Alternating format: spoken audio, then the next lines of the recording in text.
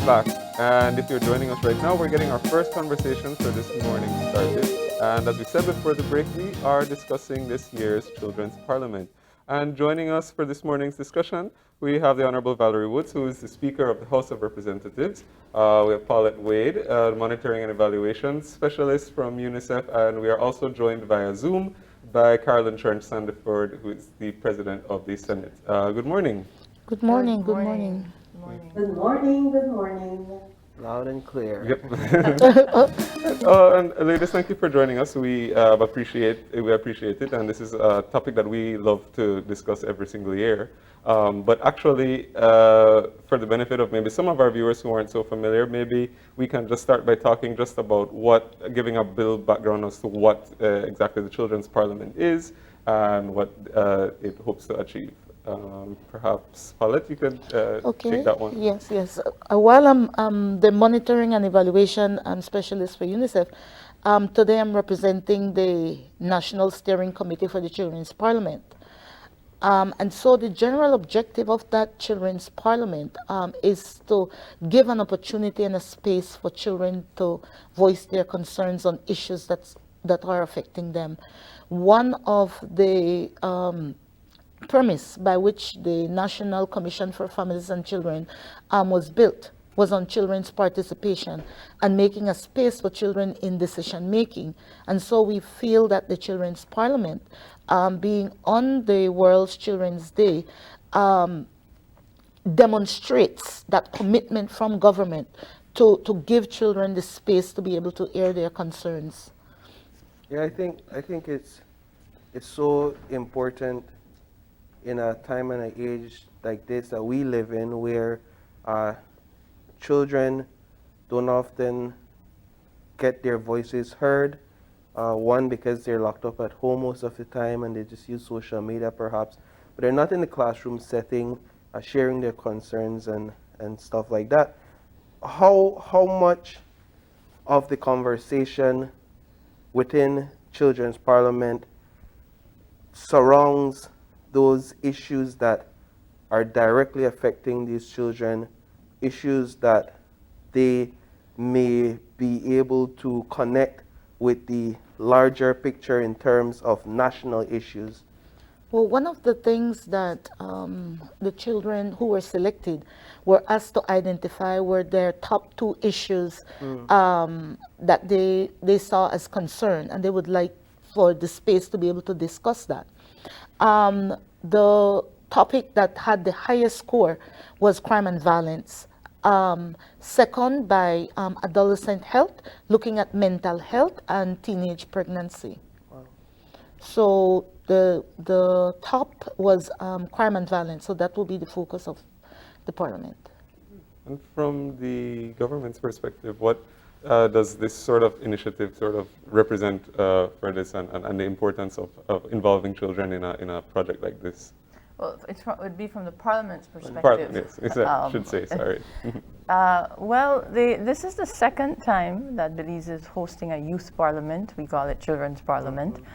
And that's really only because of COVID, I believe, correct, Paulette, why it wasn't held last year. And the importance for Parliament, it's really if you will, a critique of how our youth views the Parliament, because the way they portray it will be either a reflection that they are satisfied with what they see and they emulate it, or they do better and they show us, the adults, a vision of how they'd like to see their Parliament be conducted. It's very important as well, because oftentimes in national matters of legislature in particular, we do tend to forget the perspectives of our youth. Yet it is the very youth who we try to encourage to be our future leaders and to be future representatives. And so it's important that they not only do do the part of the debating, but understand the entire process. One of the significant changes in this year's Parliament is that it's not just focused on the House of Representatives, it's the entire legislative process. So it's House of Representatives, I believe it's a bill, correct, Paulette, Yes. that you're all doing? Is bringing a bill to debate in the House, goes through that process, and then it goes to the Senate. So this time you'll get a feel of what that experience is in terms of the Senate, which is very different than the House. And then after the Senate, getting assent and confirmation by way of the Governor General. So it gives them this year a better appreciation of the full cycle process of the legislature. And that's really, I have to say, kudos or thank you to the collaboration between NCFC as well as UNICEF and us trying to ensure that this year that is how it's done. First time around, it was strictly on the House. Right. So perhaps we could get a comment from the President of the Senate in terms of what are you looking forward to seeing in the Children's Parliament when it comes to the Senate?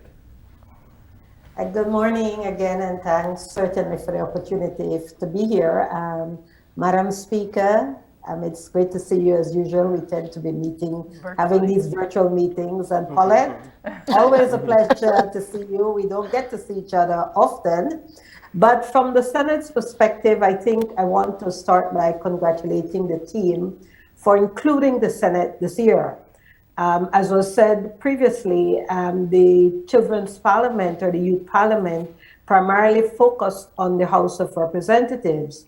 And so it's important, first of all, for the nation as a whole and the children as well, because we are looking at this through the lens of children, but at the end of the day, as many persons would know, many Belizeans don't fully understand or appreciate the process of Parliament and what Parliament represents. Oftentimes, as said by Madam Speaker, the link is only to the House of Representatives because oftentimes the resident is linked to the area representative. They vote for an area representative. So when the House of Representatives is in session, they look to their representative. At the Senate level, it's different because it's representatives of the political parties as well as representatives of the social partners. So clearly, it's a different scenario. And are you hearing me? Yes, sir, loud and clear. Oh, great, great, great. Yes, it's a different scenario because now we are beginning to see a different perspective on the legislature, not just from the political lens, but also from the lens of the social partners, which include the business, the unions, the NGO community, as well as the church. Wow. And so from the perspective of the Senate, clearly you're going to then widen or broaden and deepen the perspective that comes from the children. So to my mind, that is very important. Another reason why it's also very important for us is to understand that the Senate as an upper house also has sort of, as was said by Canada's first Prime Minister, that second sober thought or that second sober lens. And often, and we've had cases where bills have entered the lower house, but when they reach the upper house, there were additional changes and bills are actually sent back to the lower house. And I can tell you that that in itself is a conversation, because then you begin to see really where the second sober thought comes in, because it is not solely, as I've said, from what happens in the lower house, which is from the political lens. And then finally, of course, it doesn't become law unless it reaches the desk and is signed by the Governor General. So it gives not only the children, who is this generation and the next generation of leaders, to really see the process throughout and to also see, in my mind, entry points that can make changes to legislation that affect their lives and the lives of their families and their communities.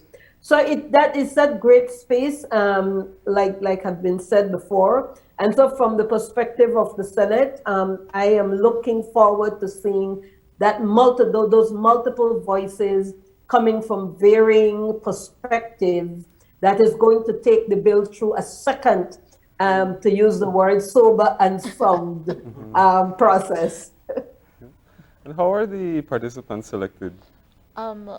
Earlier in August, a call was sent out. It was on all the partners' website, was on the NCFC, UNICEF, Special Envoy, BAPTA, all the partners that are part of the National Steering Committee for this. And then the applications could have been received there. So children were able to apply. It's open, there was no restriction. You apply, well, restricted by age because you had to be 13, between the ages of 13 and 17 to apply. And so applications were received from over 131 persons. And then there was a selection committee that selected those persons who were considered to be part of what we were looking for, because we didn't want just from one area. What we tried to ensure is that all districts were represented, rural and urban equally as well. I think the only place not represented this time is San Pedro. But we do have 8 children that were from the Keys. So that's how they were actually selected. In terms of what post they will hold or what position, they all had to do a video on what it is that they wanted to who they wanted to represent, and speak about why they should be chosen. And then they were selected from this committee, and the committee also for this included as well the past parliamentarians. There were 4 of them that were included as well to select those persons for the post. And so we have the children already selected. They have already gone through 2 sessions of training. The group session with all of them is done online via Nexus that UNICEF has for this space for young people. And then the face-to-face sessions are happening. Well, it started last week, Saturday, in Orange Walk, taking the children from Orange Walk and Corozal. And then over this weekend, they go into Belmopan, taking the children from Cayo, Belmopan, and Stank Creek, and then Punta Gorda. Is this the same process that was used for this to select the children that are participating in the Senate as well? Yes, so it's the same for all process. children, yes. What are some of the inspirations that these children listed in terms of why they decided that they wanted to be a part of this? Well, one resounding theme is that they want to be the voice of their peers. Regardless of what topic they chose, that was one theme that was consistent throughout. They felt that they were the voice of their peers and they wanted to speak for those who were voiceless. And so I want to say that, I think that these children who actually want to be a part of this parliament are really dedicated to the process and really see themselves as future leaders. And if I can add, in addition to the actual legislative process, it's providing an opportunity for them to also appreciate what goes on behind the scenes for any parliamentary meeting. So they get to understudy the roles of the clerk, the deputy clerk, the mace bearer, understand the functions, because there is an administration that occurs that is not well known to the public, but that makes the machine works, if you will. So that's another aspect of it as well for these youths. There are some one-on-one in-person sessions with some of the positions, for example, the Speaker, the President of the Senate, I believe the Governor General as well, yes. The Clerk and or Deputy Clerk as well. And that will allow those persons, along with Prime Minister, Leader of Opposition, to fully appreciate those roles in the system. Is there any involvement with parliamentarians themselves in terms of them interacting, children getting an opportunity to meet the leaders in their community and kind of I know that's part of the process, Yes. correct, Paulette? Yes, Where they next do week. one-on-ones as well. Okay, so you you have that coming? Yes, that's a part of the process. It was something that we felt was a best practice from the last time, to give them that kind of opportunity to be able to hear, to engage, you know. So yes, we will continue that next week. Yeah. Yeah. It's also good, if I can add, one thing that they did, that I say they, UNICEF and CFC, is they analyzed what worked well in the first youth parliament, what didn't go so well. And then they collaborated to try and address those areas that needed improvement. Then they approached us at the parliament. And then one of the things the president and I both cited is it needed a clear weakness was that it needed to be the entire legislative process, not just the House. And I think that it's an excellent case study for any events that are held annually or intended to be held annually, that we go back and check what worked, what didn't work. So it's a continual improvement, not just for the organizers, but for the participants themselves, to get as much as they can out of it. Yeah. How does these discussions in the parliament result in some sort of change, in some sort of documentation when it comes to the issues that arise? How does those discussions translate into real world change, if any at all? I will leave that to both you and Madam. Well, thank you there, Paulette. We've only had one parliament, youth parliament in Belize, and so it's a little bit, I think, too premature for us to assess how it should be done, especially because, or the result, the outcome of it, especially because it was interrupted, unfortunately, due to COVID. However, when one holds something like, hold an event like this, the idea ought to be, and that is part of the reason why there's interaction with real current parliamentarians, leaders of the country, is that after the event is over, a report is done, and the voice or the concerns of our youth would then be presented to our leaders, which really ought to be used by them to reflect on how they can adjust. If in this case, I believe you're saying it's crime and violence, how they can take in the perspective of the youth in their initiatives to stem that issue or to address that issue, whether addressing it is legislatively or otherwise.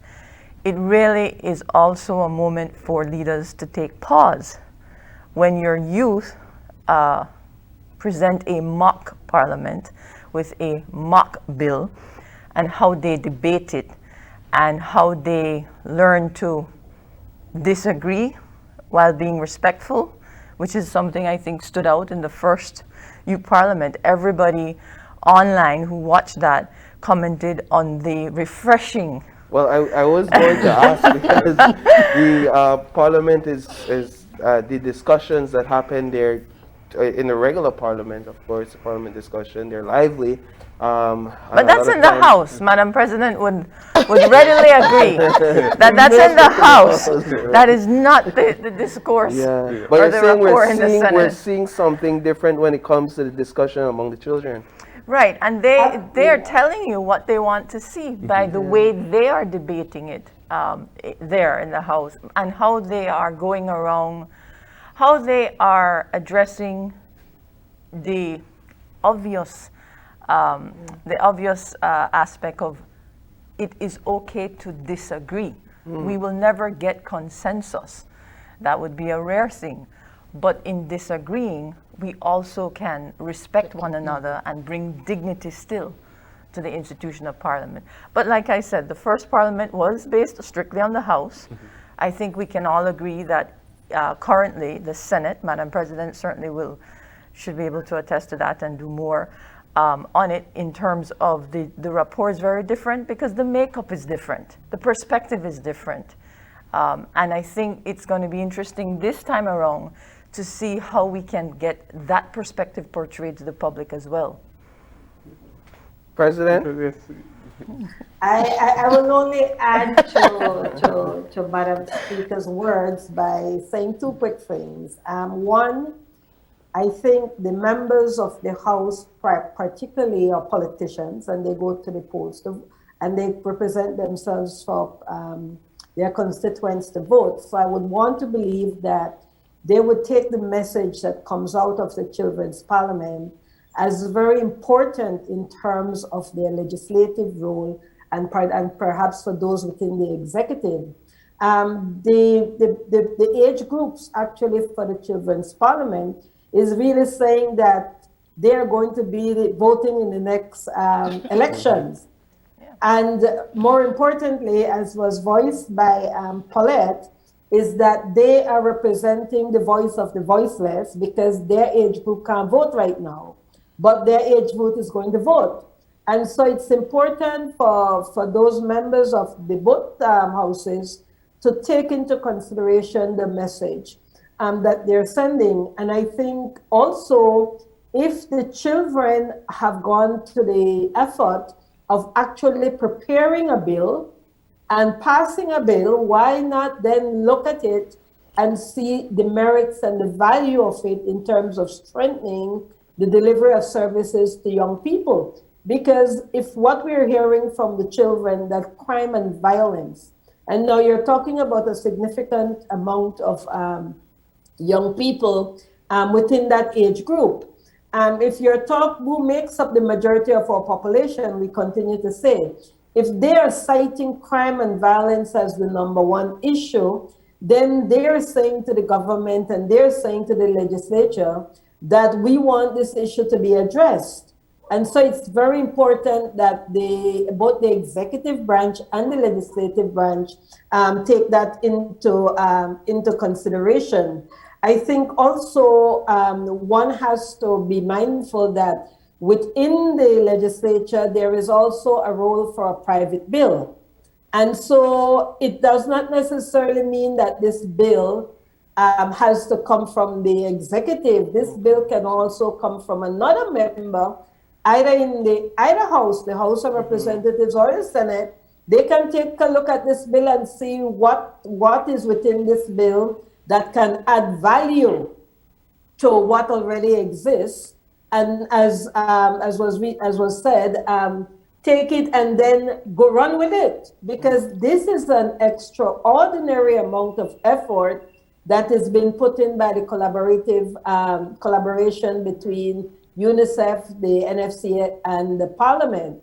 And so if you can take a bill, then it adds to what I call the best practice, right, Paulette? We can then take a look at it down the road and say, this did not just end up with a one day, but this actually end up with that voice, as you quite rightly pointed out earlier, that voice being elevated and that voice being forwarded, because oftentimes it is said that politicians think they have a monopoly of ideas. And the reality is no. Young people, everybody has ideas that they in terms of solution solving. This represents a voice of young people, and they're saying, this is what we want to deal with, and this is how we're saying a piece of legislation can do it. Then let us drill down into the merit of it post the Children's Parliament. Yeah.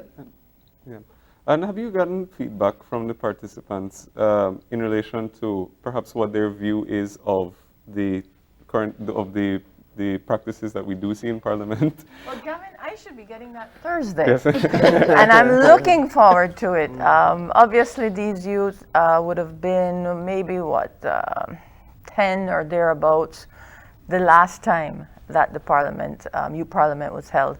Not so sure if they watched it then, but for example, the young Alexander Munoz from Muffles College will be taking up the role of speaker, and he is 16.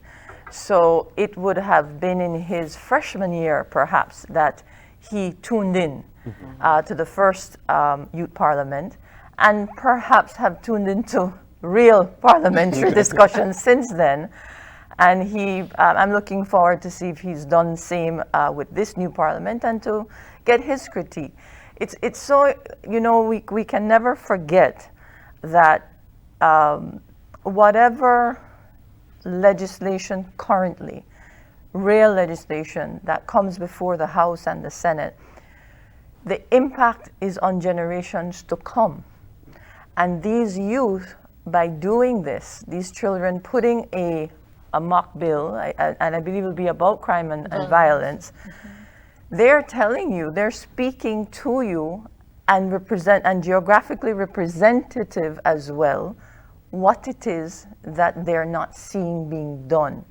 Now, it could be, as Madam President alluded to, that our leaders can run with that and perhaps consider the bill, the mock as it is, in the future, or can revisit existing legislation to see where they can be strengthened because of what these youth will be doing on November 20th. But I think we can never forget, with or without a youth parliament, the decisions being made in the House and the Senate, yes, they affect us, but the lasting impact is on generations to come. And so it's important that on the 20th, the leaders, while they will not be there, they tune in to listen to what these people are saying, because it is in a few years, not just about voting, but they are representing the very areas that they are representing in the House. And so they're screaming almost, they're shouting at you, saying, this is not enough, this is what we need in reference to crime and violence. So I think it's an important opportunity, it's an excellent opportunity, and how timely for Belize, given what we've been experiencing, especially with our violence against our youth. A very timely discussion, so I'm intrigued about it to see what they will be saying. Right. So, in terms of the mock bill, as you would put it, what was the preparation process going into that? And is it that the youths, the children involved, are the ones that are fully behind developing this document? Well, as I mentioned before, they are the ones who, first of all, selected the area of focus for the bill. And so there have been several opportunities, I want to say learning and knowledge sharing, where various members from the committee have really reached out to them and provided them with some knowledge as it relates to the bill and as it relates to actually communicating the bill and be able to speak. So there are several levels that has occurred in terms of the bill. I am learning this process as well, but Mr. Webster has been very, very significant in supporting us, and also I won't want to say teach, but sharing his knowledge with the young persons so that they're able to understand what is a bill, what's the process that this bill needs to go through. What we can do is to support them in terms of showing them how to research, because there is a research component. It's they need to find the data, and so we can support them in terms of the research to find the data to be able to present what they want to present, and then they're the ones who draft their presentations, and then we can also support them in terms of editing and supporting them in how to deliver their presentations. Are you?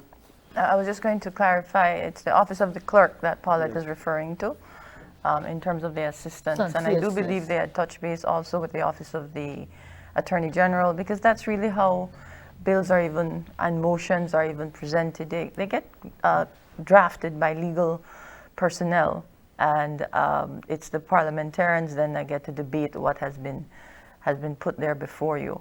I would have to admit, and I say this in front of Paulette, the amount of preparation that goes behind a youth parliament, the public is mostly generally unaware.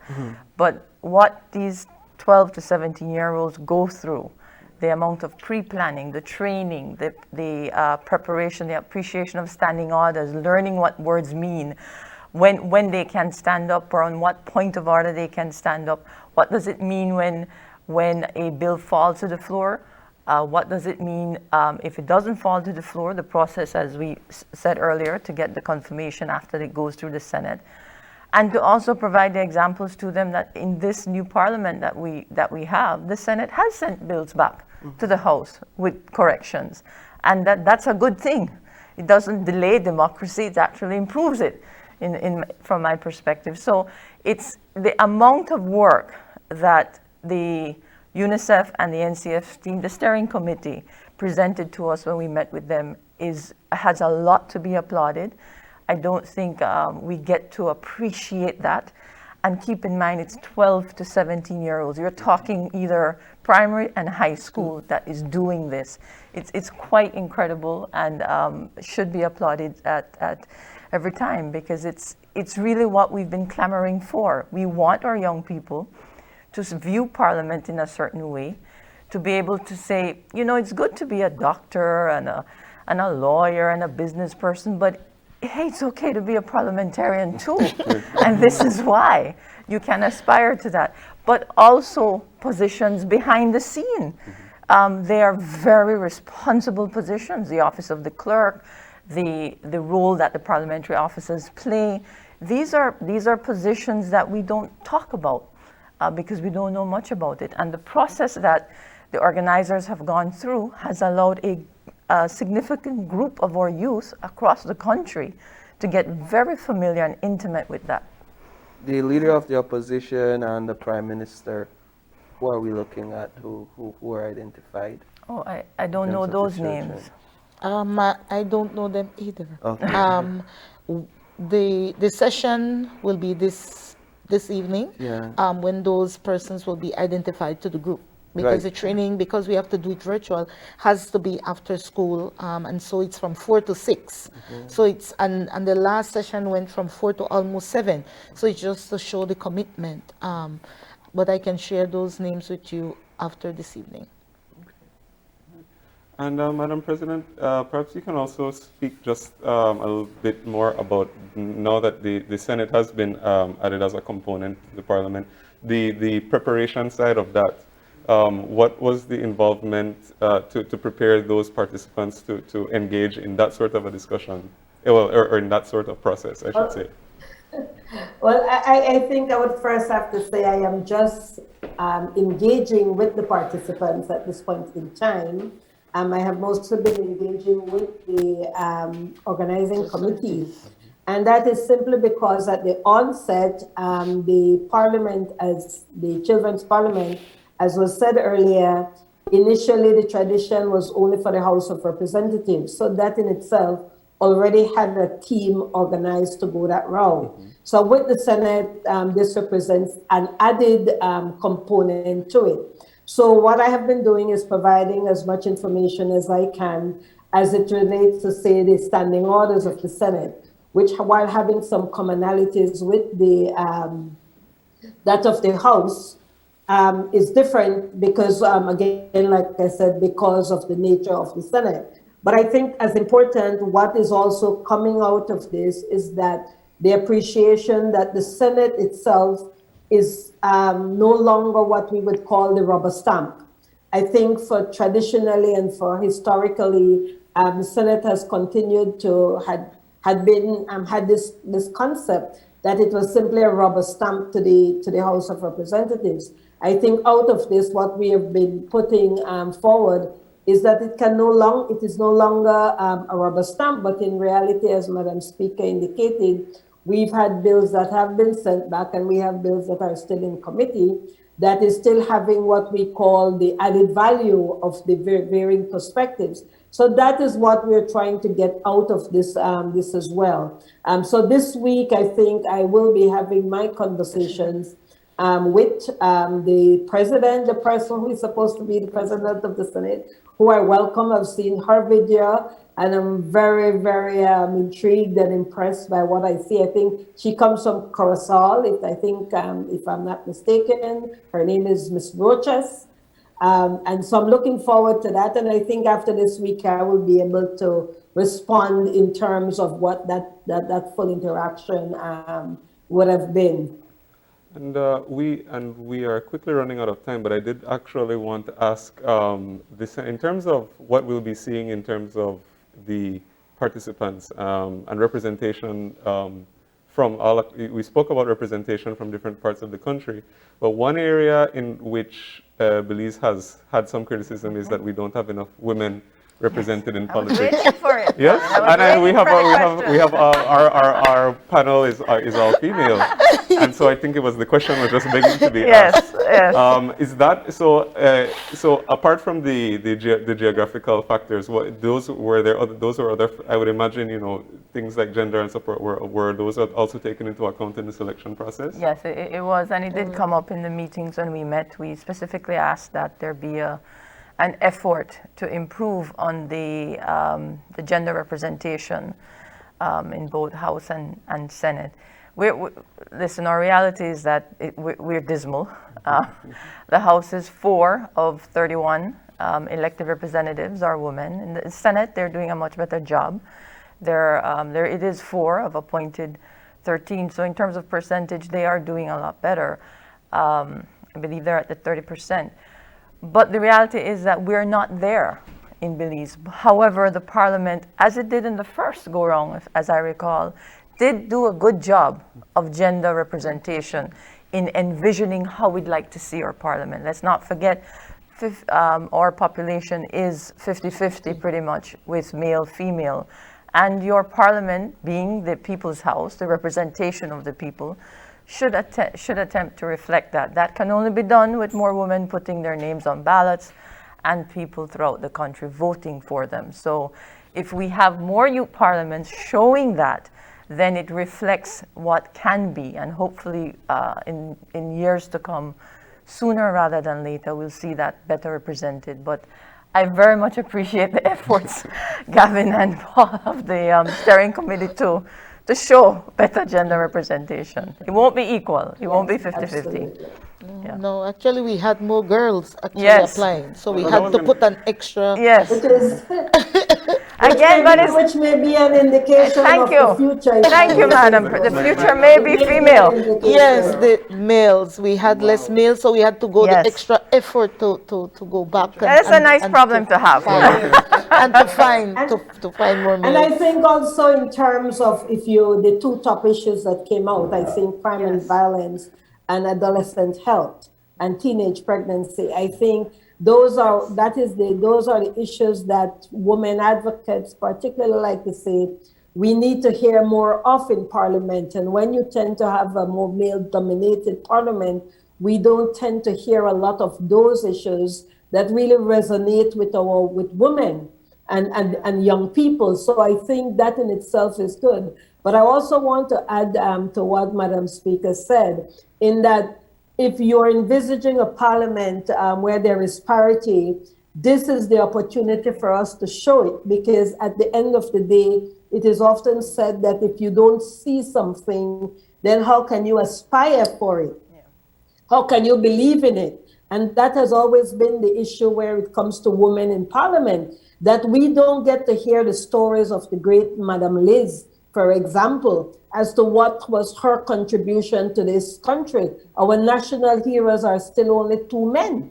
So we don't get to hear what our women have done as a part of, this year I think we celebrated 40 years, and we're still not hearing about what our women's role have been in this great journey for this country. So I think having that gender parity is very important, and I think the very issues that are coming out is really a manifestation of more women and more girls getting involved in Parliament. The future is female, gentlemen. Evidently. Thank you very much. But of course, we are just about out of time. And of course, the Children's Parliament is once again going to be on the 20th of November. And if people want to see, it will be... It will be live streamed. It will live stream, yes. All right. Yeah. On Channel 5. Yep. We definitely are going to Right bring here. that to you. Yes, right here. But ladies, thank you so much for joining us for this discussion. We really do appreciate it. Thank you for having us, and thanks for the opportunity to get the word out. Yes. Absolutely. And with that, we are... Thank you so much for the opportunity. You're welcome. You're very welcome. And with that, we're going to be taking another short break. And when we come back, we are going to be speaking about some of the latest demographics, the breakdown of the demographics of some of the COVID-19 figures. And we're going to get an update from the Ministry of Health. And that's going to be right after the break, so please stay tuned.